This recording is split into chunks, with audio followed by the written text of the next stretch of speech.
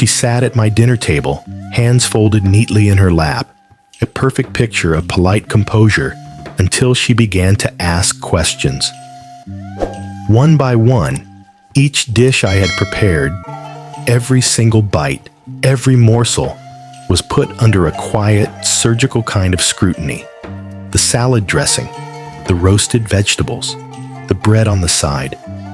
And just like that, the entire meal unraveled in front of me. Let me back up. I am not the person who usually volunteers to cook. I eat meat, eggs, and dairy. But I'll be honest, I'm lazy about it.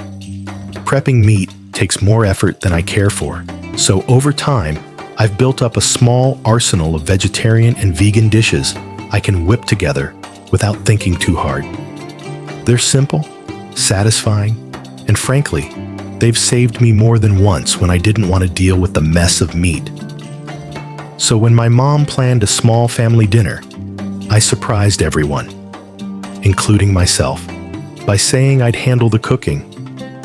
It wasn't just an act of generosity, it was also a way to make things easier for my mom, who, bless her heart, can't really conceive of a recipe that doesn't begin with browning a pound of ground beef.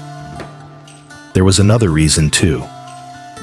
My brother recently got engaged to a vegan woman. We'd all spent very little time with her. Pandemic life kept us apart, and everyone had been busy living their own lives.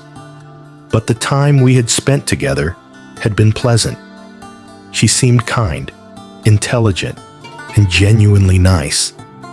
I thought a home-cooked, fully vegan dinner would be a thoughtful way to welcome her into the fold. I planned it out carefully. A crisp salad with a Dijon vinaigrette I triple-checked for hidden animal products. A pasta dish tossed with roasted asparagus and blistered cherry tomatoes. And because this is America, where carbs can meet carbs without apology, I added fresh bread. Bread I personally vetted to make sure it contained neither milk nor eggs. Everything on the table was something she could eat, not just an option or two. The entire meal. When she asked questions about the ingredients, I didn't take offense. I understood. If you're vegan, you've probably been in situations where something looked fine, but turned out to have honey in the dressing, or chicken stock hiding in the soup. So I answered honestly and confidently. I'd done my homework. There was nothing in this meal that violated her diet. But then, the tone shifted. You roasted the vegetables in olive oil. There's olive oil in the salad dressing. The pasta isn't whole wheat. This is white bread. Each question wasn't curiosity. It was a quiet verdict. And the conclusion was clear. Yes, everything was vegan. No, none of it met her standard of being stripped down to the lowest possible calorie count. And so, she didn't eat. She sat there through the meal, not touching the salad, the pasta, the bread. Instead, she tore one of the rolls into tiny, ragged pieces until the table was cleared. Later that night, my phone buzzed with a text from my brother. He said it was messed up that his fiancée had to go home hungry. Something in me snapped. I told him, as evenly as I could, that I thought I was cooking to accommodate veganism, not an eating disorder. The reply came fast. Go fuck yourself. And just like that, I knew a Cold War had begun. And my mother was inevitably going to be dragged into the middle of it. In the quiet after that exchange, I replayed the dinner in my head. Could I have made something healthier in her eyes? Maybe. But was that my responsibility when the only restriction I was told about was veganism? I didn't think so. Still, the words I'd sent my brother lingered. Maybe I'd been too sharp. Maybe I could have handled it with more grace. But here's the truth that won't leave me. I cooked an entire meal, every dish vegan, every ingredient double-checked. I didn't just set out a side salad for her to pick at, while everyone else enjoyed something different. I made sure she could eat everything, and she still left hungry.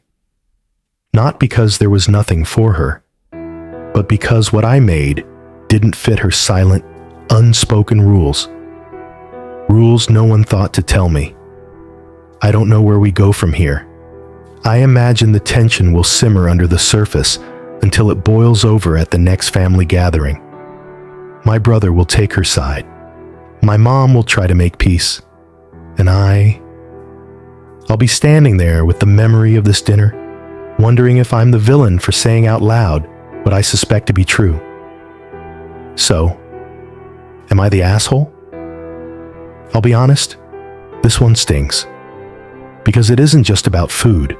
It's about effort, respect, and the invisible weight of unspoken expectations. Our storyteller didn't just try. They went above and beyond, accommodating not just one restriction, but an entire evening designed around someone else's comfort. And still, it wasn't enough. There's a lesson here, and it's not just for vegans or for people with dietary needs. It's for anyone who has ever been on either side of the host-guest equation. If you have boundaries, preferences, or rules that you live by, communicate them. Don't assume others can read your mind. And if you're on the receiving end of someone's effort, even if it's not perfect, acknowledge the care that went into it. Gratitude is not about the menu. It's about the relationship. Now I want to hear from you. Was this about food, or was it about control? If you were at that table, would you have eaten, or would you have pushed the plate away? And maybe the real question, what's the line between standing by your principles and showing grace for the sake of family? Let's talk about it.